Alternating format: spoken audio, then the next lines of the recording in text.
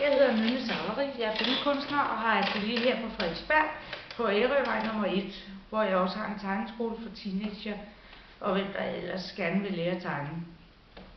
Jeg har haft gang i nogle store projekter her i foråret.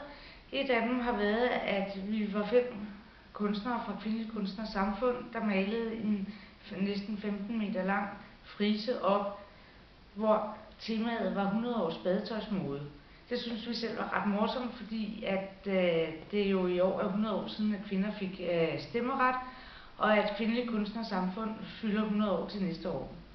Så har jeg været projektleder på Kunstrunden, som Kunstnerlaget 2013 arrangeret for 3. år i træk.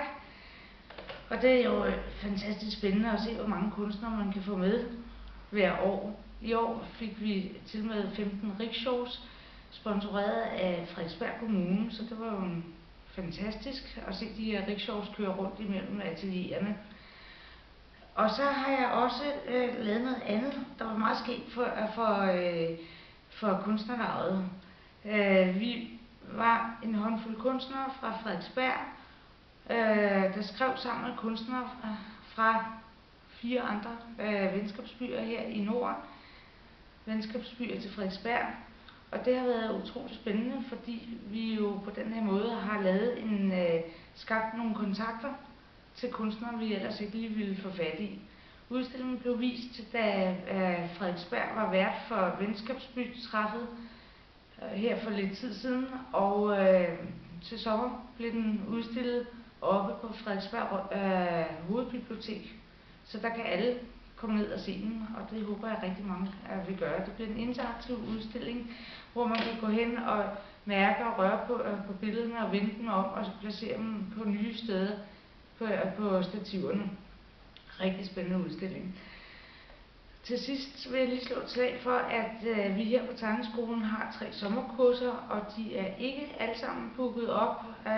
Så hvis man stadigvæk ikke ved, hvad man skal lave her i sommerferien, så er der et rigtig godt tilbud med at lære at tegne på Klassisk Tegneskole. Man kan gå ind på hjemmesiden klassisktegneskole.dk og læse mere om hvad vi laver på kurset. På kurserne må jeg hellere sige. Og samtidig så kan man også gå ind og besøge min egen hjemmeside, der hedder nynnesavary.dk. Og endelig er man altid velkommen til at komme forbi atelieret. Når folderen står ude på vejen, så er der åben, og man er velkommen til at komme ind og få en snak. Hvis man går og har en drøm om, at man gerne vil høre mere dybdegående om de projekter, jeg går og laver, så er man altid velkommen til at kontakte mig. Jeg stiller gerne op til en artist talk. Ha' en rigtig god sommer. Hej.